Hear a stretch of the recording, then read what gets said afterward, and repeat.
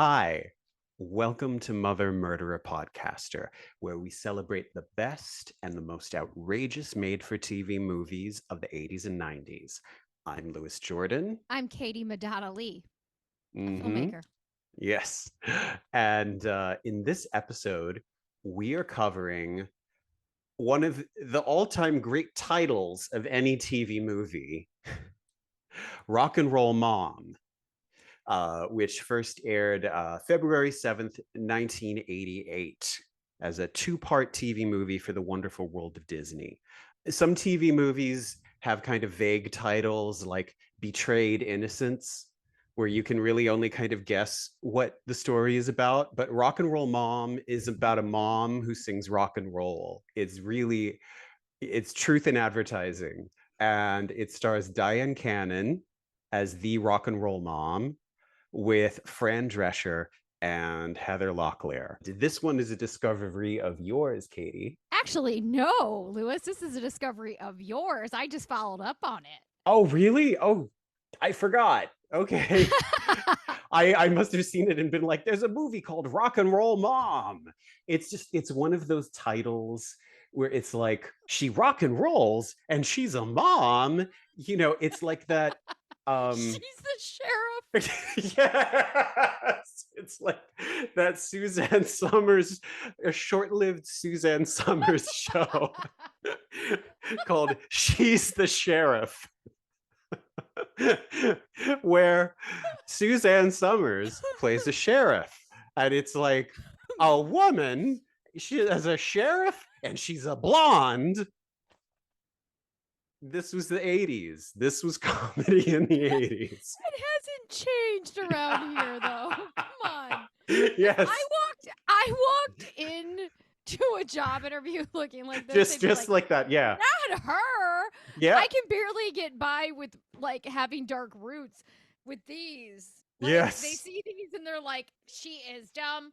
She Mhm. is a sex pot. Don't let her in. Mhm. She'll steal all our useless men. Exactly. She's the sheriff. So anyway, Rock and Roll Mom is actually a lot of fun. And Dyan Cannon gives a great performance. I feel like the real secret weapon of this movie, though, like the MVP, is Fran Drescher, a pre-fame, a pre-nanny Fran Drescher. Annie Hackett, a single mom with two teenage kids, loves rock and roll. In her spare time, she performs in local talent shows with her friends as the 1950s style girl group, the Sweet Peas. But nobody likes their Mr. Sandman a cappella songs. They get a gig opening up for a hip new wave band called the Cryogenics through an old high school friend, and they decide to, instead of performing one of their regular numbers, to perform a sort of like 80s Pointer Sisters type song that Annie wrote called You're Mine Tonight. They get the band going and Annie belts it out and the crowd loves it. And then the manager of the Cryogenics, Ronnie, gets a tape of the performance into the hands of an LA record executive who wants to meet Annie. So Ronnie and Annie head out to LA. Annie is told that Darcy X, which that made me think of that Lisa Kudrow bomb movie Marcy X, where she's like a she plays like a rapper, or like a lady who's she's like managing a gangster rapper, and she's like a lame,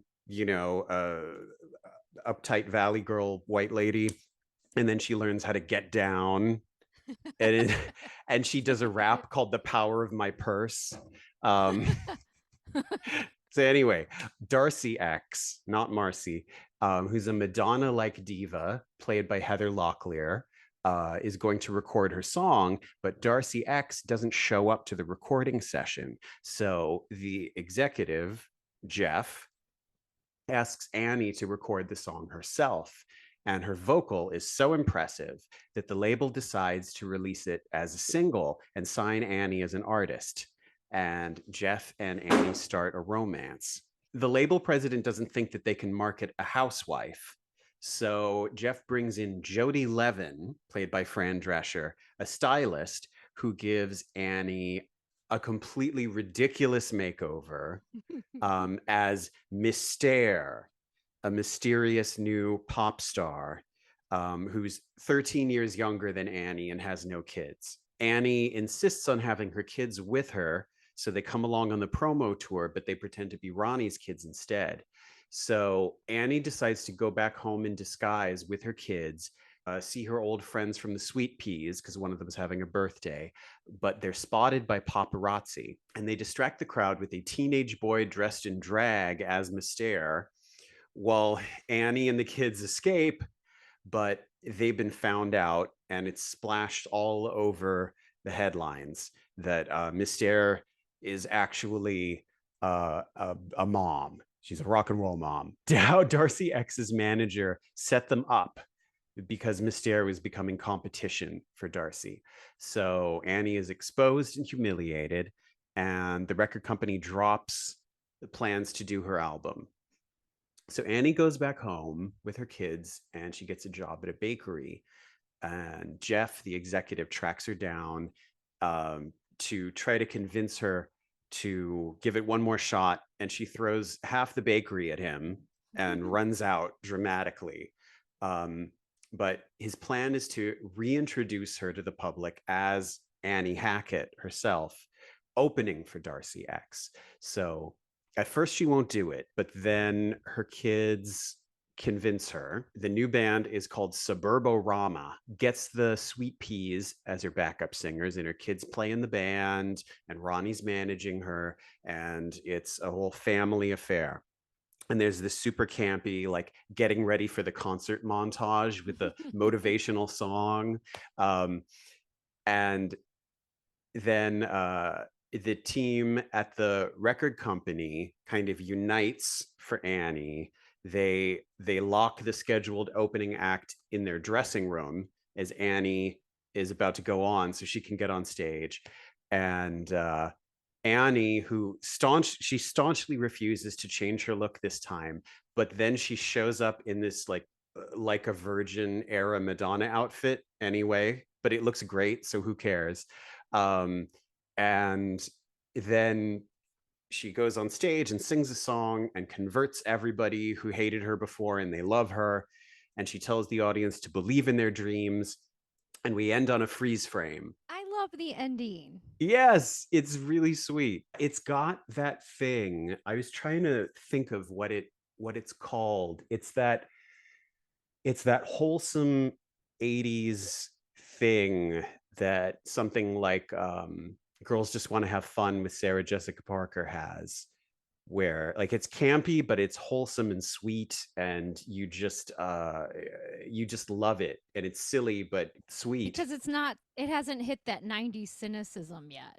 Yeah, exactly. You know, where it would be if we made this now, it would be like she goes home and becomes an alcoholic and sells her kids or something. Like it would be the Idol. I love that it's about being true to your friends, and like she really is. Like that's why it won me over, because like the opening was so corny. Stayed with it, and it started winning me over. Started to see the humor and the fun around it when they went to do the talent show. They sang like your husband might get hit by a dumpster truck. I was like, no, it was like you'd better go to beauty school because your husband might leave you. Well, he might get hit. He might die too. Yeah, like, it's just funny. It's just really funny, and then everybody clears except for this one guy who's dancing, and I was like, I would be that one person cheering them on, and I was like, I'm staying with this. I like this. I like where this is going. I like the message about this. I'm going to stick with it, and I'm so glad I did, because after the opening montage, which was like so cheesy. So Dyan Cannon is preparing breakfast for her kids. Devil with a Blue Dress comes on the radio, and she starts like dancing around and shaking her butt, and there's all these close-ups on her butt, which she looks fantastic, but it's very silly, corny, cringy, and then the close-ups of God, mom, oh my God, my mom is dancing. Like oh, mom, You're so old. You're gonna break a hip. Yeah.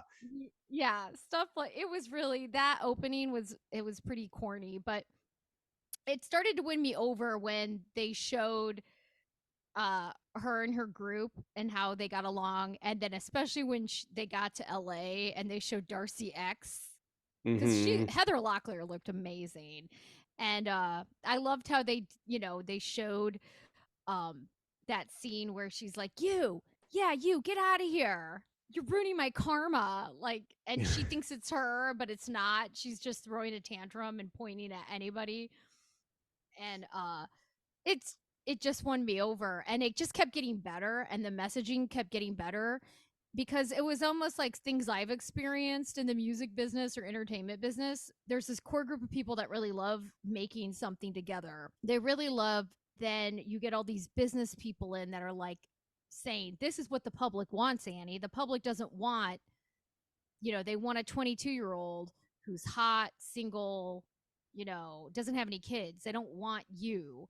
The entertainment business says they know what people want, but I don't know if that is always true, because they shove things down our throats so much that it's like, do we have a choice to like it or not? What I loved about it was that to me, it showed the gender and the ageism and all these things that I can't stand about our society, where it's like, why can't people dream? Why can't this happen? It would be more inspiring if there was a housewife who had 3 kids who got to do this. We've been programmed to not like this, to be like, no. Tina Turner, like, she had like kids when she went solo. Oh Like, you know what I yeah. mean? Like, She had like I don't adult kids. kids, and it's just like ageism. I loved that she stayed true to her friends, she stayed true to herself, and she was like, no, my kids are coming with me, that's where I draw the line. And I liked that a lot. I hated the ponytail, and I was like, get this ponytail off this woman. She wasn't dressed like a mom, she was dressed like a great grandmother, she was dressed like Martha Washington. She had this kind of split personality, because she would be very, very mom-like, but then the instant that she started performing, she would get really sexy and just be Oh like yeah. channeling sex appeal. How do you think So how do you think so moms get kids? it's all there. It's all there. It's just, I don't know, it was like she was so used to being mom and just not having any place to put all of that. Her doing the emotional work and the duties that are just given to her to help support the group, because that's what a lot of moms do, is they're there to support the group, they're there to support the community, so it functions to support the kid. And right away, and we see her when she goes into the record office, that Jeff doesn't, at first he's like, oh, you're the intern, here, sign these Yeah. photos with Darcy's name. He doesn't know that it's the talent. He doesn't know that, oh, she's the songwriter, she's the singer on the tape. She's already acting as that kind of role we assign mothers, which is, you support us, you do all the work that we don't value, that we just give to moms, the unpaid work that we demand of you, but it's going to be unpaid, but we also demand it. And she's doing it. It resonated with me, because when I work on musicals or when I'm shooting movies, all the moms, not the show moms, but the moms, like the moms who, actually listen to their kids, not the moms who are like, I want this on her IMDb page. Is this going to be a hit for my kid? Not like the Terry Shields types. I'm doing this because my kid wants to do it, moms. Were always super helpful to me, emotionally supportive, anticipated me needs. Whereas a lot of the other people, like, not the women who weren't moms, like women who were professional women, would be like, well, I'm not doing that, and very like not helpful and rude. I think resonated with me is that I see how women in general need to be seen. They need to be allowed to be, as mothers, they need to be seen, they need to be appreciated, they need to be paid for the work, and they need to not be like, oh, like he just dismissed her completely. Yeah. Because she And was to be performing the mom duty, like she was performing how she would make herself small. Yeah. And to be allowed to be, and to be allowed to Public. be more than one thing at a time. Yes. Darcy's 22 and she has her whole life in front of her. She doesn't have kids yet. She's not a mom yet. Your life, your dreams end when you become a mom, is what they're saying. Well, Darcy's young and she doesn't have kids yet, but you do. So we got to hide that. Whole dynamic is still a big factor in our society today, where a lot of moms, if you see on social media, TikTok, they talk about how where before they became a mom, they had a professional life or they wanted to be a full-time mom, that they feel pushed out of society, like they're not doing something important, and they're like, well, come back when you're not a mom anymore, come back when the kids are grown up, and then rejoin society.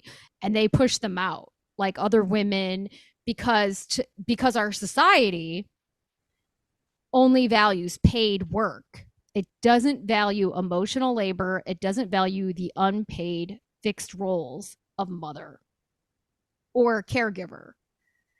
And so that is why you see so many women not having kids, or mothers feeling motherhood erase them, that women are erased through caregiving because it's unpaid, is not valued. Being emotional or caring or asking about how people are or anticipating needs, that's just something that women, it's gendered, it's it's born, it's innate, which is not true. I'm reading this book called Emotional Labor by Rose Hackman, and it goes into this, and that book goes well with this movie if we were to pair things, because you see her doing the emotional work for the team. For instance, in the movie, Ronnie, he at first is like, we kind of see him as this kind of, he's sort of sleazy, like, what can I get out of this, the whole time. But then at the end of the movie, Annie is like, you are going to come with us, Ronnie. She's looking at everyone. How do my kids feel? She does the emotional work, and she brings the community together. She brings her friends together and her kids. What I was saying about the emotional labor, which ultimately, like, I'm glad she didn't leave her kids behind. That would be bad. Yeah. Even though they're like, you're old in the beginning, but then they change their mind at the end. Yeah. Well, there's a lot of commentary on showbiz, and one thing that I thought was a smart little commentary is how her daughter thinks that whatever is popular is really cool, and she's really super embarrassed by anything else, and she thinks that that Darcy X is so cool. And then when she sees her mom being like Darcy X, as Mystere, then she's like, oh my God, Mom, you're so cool. And it's just like, she's that teenager that they're selling everything to. Yes. And, who's just like, oh my God, yeah, whatever you told me is cool is cool. Whatever you tell me isn't cool is so lame and embarrassing. But I think also another effect that Annie has is, redeems all of these corporate assholes and sleazy people. And by the end, they've all kind of found a heart. Even Fran Drescher has found a heart. And even Darcy X, because at the end she goes, Darcy X. Like, she supports her. Yeah. And so, anyway, I wanted to first say, before we go into the different performances, that it was directed by Michael Schultz, who directed Car Wash, directed Crush Groove, and directed Tarzan in Manhattan, one of our previous episodes. And this is another, I get the Tarzan in Manhattan thing, where it's like, you're surprised at how good it is. And there's certain things in it that, like that opening dance montage where you're like, oh, this is terrible. But then there's things like how Tony Curtis was in Tarzan in Manhattan, where you're like, oh, he's great. And it's the same here. Dyan Cannon, she was born in 1937 in Tacoma, Washington, crowned Miss West Seattle in 1954. She did some modeling work, which led to a contract with MGM in the late 50s. and she played supporting roles on TV and film and on Broadway. And then she was married to Cary Grant from 1965 to 1967. And then she got her breakthrough role in 1969 in Paul Mazursky's Bob and Carol and Ted and Alice as Alice. And that got her an Oscar and a Golden Globe nomination. And that kind of launched her career. And she had this sort of persona as, I guess, kind of, beautiful but quirky. And she got another Golden Globe nomination for Otto Preminger's Such Good Friends. She got an Oscar nom for Heaven Can Wait with Warren Beatty. And I hadn't realized this. She also got an Oscar nomination for Best Short Film in 1976 for a film called Number One that she wrote, directed, produced, and edited. Oh, wow. Yeah. Yeah. Yeah. And she directed and wrote a feature film too. It's hard to find, but it's about like a woman going into rehab and, and so then after all of this, she started pursuing a singing career. She played a country singer opposite Willie Nelson in the film Honeysuckle Rose. And then she was like, I like this. I'm going to try to go for it. So she did Rock and Roll Mom when she was 50 years old. What? And oh my God. I thought she was even younger than that. I was like, she doesn't look 40. She looks like she's 38. She looks incredible. And she was 50 years old when she did Rock and Roll Mom. And she was really set at that point on starting a career in rock music. And so she kind of did Rock and Roll Mom as a way into that. And the movie didn't lead to any albums, but she co-wrote the title track of Chaka Khan's 1992 album, The Woman I Am. Oh, wow. Yeah. And so, which I think it was with Brenda Russell. So I think that it was like something that she wrote for her album. And then I guess the album couldn't, so she gave it to Chaka Khan. And then, in the 90s, I first saw Dyan Cannon on Ally McBeal, and that was during her like hot cougar phase when she played this like hot cougar judge. But then she's been pretty much retired since then. But I guess that there's a mini series in the works of her memoir of her marriage with Cary Grant and like how much LSD he did. So yeah, what yes, he did lots of LSD. I know. Carrie Fisher talked about that. Yes. And tried to make Dyan Cannon do LSD, and she had bad trips, and it was a whole thing, apparently. But I think, she looks amazing in this. She looks great as the housewife, but as soon as they fix her up and everything, even in the ridiculous Mystere stuff, she looks amazing. And then another thing is, the big song that they keep performing in this is You're Mine Tonight, which was actually originally recorded by Patti LaBelle. And it is on the same album where she did that song with Michael McDonald, On My Own, which is like a #1 hit. I hated that song. Growing up, I'd be like, I would turn it off all the time. I'm like, shut up. I hate parents. Yeah, exactly. So, but that was on. So, it's when you hear Patti sing it, then, it's unfair to stack anybody up against Patti singing because she can blow a lot of people off the stage. But I think that Dyan Cannon sounds good. She sounds great. Yeah. The best parts of the performance, I thought, were her on stage, the way that she performs on stage, because she really just goes all out and is really, like you said, she's lip syncing for the gods in those scenes. And then I also thought that she was great at they gave her these little intimate moments with her kids, like when she is in the hotel room with them, trying to like make something normal while they're on tour, or when they're trying to convince her to go back on stage and they've all been painting and they start sort of like jumping on her and dog piling on her and they're all rolling around and laughing. And I thought, especially during those like little moments with the kids, I was like, oh yeah, this is an Oscar nominated actress. This is a good actress. They had great chemistry. I believe those were her kids. And she had kids. Yeah, her daughter's on 90210. Yeah. We've got Fran Drescher, who Queen. She's just a delight. She also got her start, I guess, as like in pageants, in beauty pageants. And she got her big break in Saturday Night Fever. That was her first part. Mm-hmm. And then in the 80s, she was doing all kinds of comedies. This was just one of a ton of comedies. The only one, but then she did The Nanny from like 93 to 99. And that was just huge.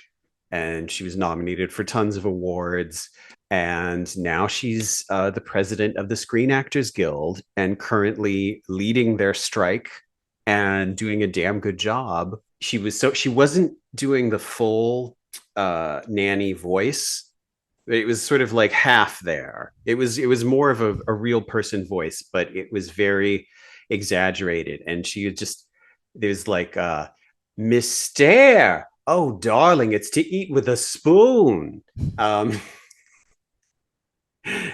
And she wore these sort of Cruella de Vil outfits. Yeah. She looks fabulous. She's having so much fun. When the scene where she's talking to the kids and she's like, if there's anything that you want, just ask me. Okay. And then someone says, oh, do you have kids? Do you ever want to have kids? No, I'd rather eat worms. She's having so much fun with this part. And I think the person who's having the second most fun in the movie is Heather Locklear. Yes, because this is when she was married to Tommy Lee. Yes, from Motley Crue. And so she was in this world. So she was having a lot of fun being a big diva bitch and throwing tantrums. Well, I mean, she probably saw members of Motley Crue doing it. So she had inspiration. Yeah. And she's, I mean, she looks great, but I was surprised because I didn't really realize that she could be funny like that. I'd never seen her do like a real, or at least remembered her doing like a real comic role like that, especially when she was younger, because she was on Dynasty at this point. Yeah. TJ Hooker and Dynasty. Yeah. Mm-hmm. And this is before she did Amanda from Melrose Place. Melrose Place, yes. So serious. I mean, that storyline was crazy. That storyline. I watched it during the pandemic and was like, how could you even go to work? But yeah, she's a lot of fun. And another thing, which, something that is great about these TV movies is there's all of these great character actors. Joe Pantoliano. He was from Risky Business. He's in The Goonies and The Matrix. Mm-hmm. And he's also in La Bamba. And La Bamba. Yeah. And he's Ronnie, the manager. And then the head of the record label is Alex Rocco, who's Mo Green from The Godfather, who gets shot in the eye. The Las Vegas, it's a very similar part. I'm sure, Thelma Hopkins from Gimme a Break and Family Matters as one of the Sweet Peas. And she's great. She's out of the two Sweet Peas, she has the most charisma. Well, they had the other one be that like mom, they showed the mom struggling with being able to take time for themselves. Like one thing I really liked is towards the end when she wants everybody involved, is how the daughters finally are like, no, you're going to do this. We're going to train you. We're going to choreograph everything. We're going to get you in shape. you need to do this, mom. Like the daughters actually went from being like, ew, mom, no, to being supportive and being like, you're gonna go out there and do this. And I loved that. I really did, because I see this in general where women are very like ready for self erasure in that way. Well, like, oh no, no, no, because it almost is a psychological shift that they have to deal with now. I was thinking earlier, this whole thing about this was one of the first things that we talked about TV movies, is that TV movies, the main audiences were teenage kids and mothers. And so, of course, rock and roll mom, we got something for the teenagers, we got something for the moms. But it was talking about these things. It was in this very silly Disney TV movie. It was talking about these things that were very serious and weren't necessarily taken seriously in feature films. And somebody like Dyan Cannon was getting, supporting roles, but she wasn't getting lead roles to really, playing a mother and showing the difficulties of being a mother. So, yeah, that's one of the things about TV movies that we love. But it even shows the kids in many ways, like where they're at too, with the daughter. Like she really cares about what her friends think, which is so true for girls. And the boy was like, I'm not, they don't accept me, I'm not good at guitar, I'm not good enough. So they had their storylines too, they were included. And I really liked that, because a lot of movies, feature films especially, are like, you're the daughter, look sad, don't have a storyline. But they had active roles in this, they all did. Like, and as corny as it was at the end, watching them play the guitar and the guitar, like the kids, it was cheesy. I'm not going to say it wasn't. Patti Smith does that with her daughter and her son. Yeah. Okay. Her daughter plays the piano on Pissing in a River with her live, and her son Jackson accompanies her on guitar. And Patti I'm sitting Smith, there like, okay, the only mom. difference between this and Patti Smith is tone. It's tone, like, yes. Because she's like a serious rock and roll mom, like, whereas I'm like, the tone is different. Like they're playing the guitar and it's just the tone, and it's literally the styling. It's just very fascinating how tone and what credibility makes you, things like that are very fascinating. Because if you look at me, and I'm very bright, like on stage, I'm very bright looking and very pink right now. I look like Barbie. So therefore, I don't have cred.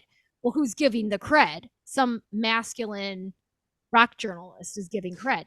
And they gave cred to Patti Smith. So that's why she can bring her kids on stage and they can play with her, because she's proven herself. Like she's the godmother of punk, So yeah, no, this is true. And this is another thing you can say this just about campy TV movies in general, that just because they're cheesy, just because they're campy, just because they're not something that's taken seriously, doesn't mean that they don't have a message, and that they weren't saying something, and that they weren't having an effect in some way or reflecting something, as much as more serious movies were. In fact, probably more, because not a lot of people were seeing those very serious, acclaimed movies with limited runs. But lots of people saw these movies. So, that, like you said, it's all about tone. All you have to do is listen to Tina Turner's version of Don't Turn Around, and then listen to the Ace of Base version of Don't Turn Around. And then you're like, that's the same song. And then you're like, oh, it's all about tone and styling. So can we just talk about the guest appearance of Waddy Watchel? That they spent so much time giving him screen time and being like, hey, that's Waddy Watchel. Yeah, which, that whole scene, like, as if people, like, hey, can you hold my guitar? Like, as if regular people know. Like, of course, people in LA, people in the biz know him, but like kids aren't going to be like, oh my God, which I recognized him from. I'd seen him in videos performing with Linda Ronstadt in the 70s and with Stevie Nicks. And I know that he also did lots of stuff with Warren Zevon, and it was that like mellow SoCal soft rock singer-songwriter sound that he was very much a part of. So it's really funny for them to present him as like a rock god. It's like, yeah, he's such a fucking rockin' guitarist. He played with Linda Ronstadt, you know, like it's, which I think Linda Ronstadt is amazing. She's one of my favorite singers, but you know, it's just, it's like, they're presenting him differently than he had presented himself. Honestly, he came off very supportive. He came off as someone who was really supportive and good to work with. Like the way that he kind of led the room and was like, hey, she's good. She's really good. I'm impressed. Oh, another thing I really liked was the sound engineer and his faces. If you can make a sound engineer even react to something you do, that's intense, because like most sound engineers are like, yeah, that's good. Yeah, you got it. Level's good. But like that moment when Dyan Cannon is singing You're Mine Tonight and the sound engineer is like, whoa. When that jaded ass sound person is impressed, because that they are, you know, like sound people have seen everything. They don't care. Heard everything. In every episode, we have our Mary Catherine Gallagher monologue named after the character from the Superstar movie and sketches from SNL, who is so obsessed with TV movies and is constantly reciting monologues from them. And so this one is more of a dialogue, but it takes place in the story. Let me get some water. You know, actually, I will tell you this: the only monologue you need to say is the end. Like if you do, oh, never, never, you created some macho airhead fantasy. That is a monologue right there, and it. I guess so. Yeah. Like all you have to say is, you know, my feelings would be best expressed from this rock and roll mother. Like, okay. I mean, you could say, I feel defeated, I feel cheated, I feel betrayed. I mean, and my feelings would be best expressed at the end when she's like, "Oh no, never! You created some macho airhead fantasy." Oh, okay. I could do that. So you don't want to do all the rest? Okay. No, because I'm sorry you typed it out. I'm sorry. Yeah. I'm sorry, but okay. It works. All right. Let's see. Never you created some macho airhead fantasy. Okay. All right. I gotta. All right. I'm gonna give you a line then. I'm gonna start right after she throws the dough in his face and runs out of the kitchen. Well, wait, no, it's at the end when she says, "Oh, no. I'm good. That's where I'm gonna start, because that has one of my favorite lines. Okay. So, okay. So they're fighting in the kitchen, but all right. Here, my feelings can best be expressed in a monologue from the TV movie Rock and Roll Mom. You're nothing but a no good Beverly Hills people user. That's what you are. I only use people who are willing to be used. At any time you could have said no, Annie. You were always hand in hand in this. Oh, never, never. You created some macho airhead fantasy that had about as much to do with me as that fire plug over there. Phony hair, phony nails. Oh, my keys. Phony people. Phony people. But you know that what gets me more than anything else, I can't believe that I did it, that I trusted you. I just took my life and I handed it over to some jerk wearing designer jeans. I love it.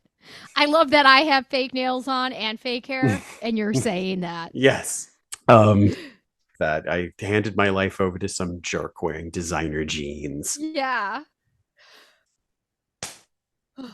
So good. We've got tentatively next up, we've got coming the Ryan White story, big shift in tone.